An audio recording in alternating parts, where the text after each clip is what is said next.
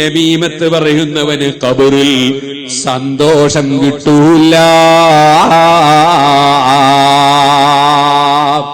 നന്നായി ശ്രദ്ധിക്കണം, നമീമത്ത് പറയരുത്. പഴയകാലത്തൊക്കെ നമീമത്ത് പറയണമെങ്കിൽ നേരിൽ പോയി പറയണം. ഇപ്പൊ വാട്സപ്പിലിട്ടാ മതി, ഗ്രൂപ്പ് ചർച്ചയിൽ പറഞ്ഞാൽ മതി.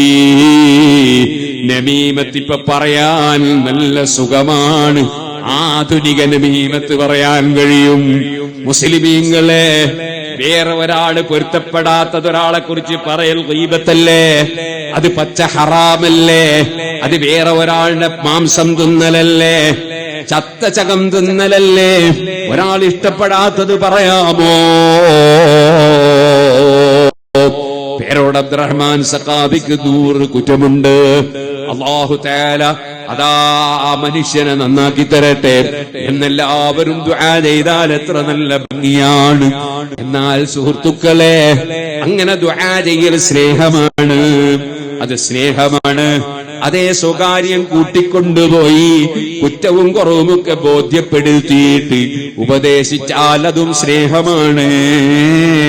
അതേ സമയത്ത് അദ്ദേഹം ഇഷ്ടപ്പെടാത്തത് പറഞ്ഞാലോ, അല്ലെങ്കിൽ വേറെ ഒരാൾ ഇഷ്ടപ്പെടാത്തത് പറഞ്ഞാലോ. ഹജ്ജാജ് ഇബ്നു യൂസുഫ് ഒരുപാട് മഹാന്മാരെ കൊന്നവനാണ്, ചരിത്രം അങ്ങനെയാണ്. പക്ഷെ അദ്ദേഹത്തെ പോലും ഗീബത്ത് പറയണ്ടെന്നല്ലേ മഹാന്മാര് പഠിപ്പിച്ചത്. കാരണം എന്തേ?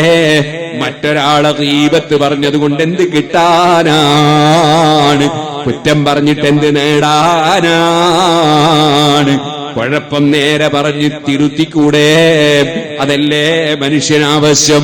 ഇന്നത്തെ ഈ ആധുനിക ഉപകരണങ്ങൾ മുഴുവനും മനുഷ്യന് നരകത്തിൽ കടക്കാനുള്ളതാണോ എന്ന് ചിന്തിച്ചു പോകുന്നു. ആകയാൽ നേരെയാകട്ടെ, അല്ല ഫോണിലാകട്ടെ, അല്ല വാട്സപ്പിലാകട്ടെ, എങ്ങനെയാണെങ്കിൽ നമീമത്ത് പറയുന്നത് ഖബറിൽ ശിക്ഷ കിട്ടാൻ കാരണമാണ്. വൽബൗലു, മറ്റൊരു കാര്യം ഖബറിൽ ശിക്ഷ കിട്ടാൻ മൂത്രമാണ്, അഥവാ മൂത്രത്തിൽ ശരിക്ക് ശുദ്ധിയാകാതിരിക്കലാണ്. ഇമാം ബുഖാരി റിപ്പോർട്ട് ഹദീസല്ലേ. ഒരു ഖബറിന്റെ സമീപത്തുകൂടി പോകുമ്പോ നബി തങ്ങൾ അതാ പറഞ്ഞു, ഈ ഖബറിൽ രണ്ട് ഖബറുകളുണ്ട് ഇവിടെ. ഈ 2 ഖബറിലുള്ളവർ ശിക്ഷിക്കപ്പെടുന്നു. എന്തിനാ ശിക്ഷിക്കപ്പെടുന്നത്? ഉപേക്ഷിക്കാൻ വലിയ പ്രയാസമുള്ള വിഷമൊന്നുമല്ല അവർ ചെയ്തു കൂട്ടിയത്. ചെയ്ത തെറ്റെന്താണ്? അതിൽ ഒരാൾ അതാ പാര വെക്കുന്ന ആളായിരുന്നു, നമീമത്ത് പറയുന്ന ആളായിരുന്നു.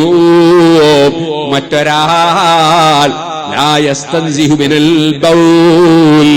മൂത്രമൊഴിച്ചാൽ ശരിക്ക് ശുദ്ധിയാകാറില്ല. ഇമാം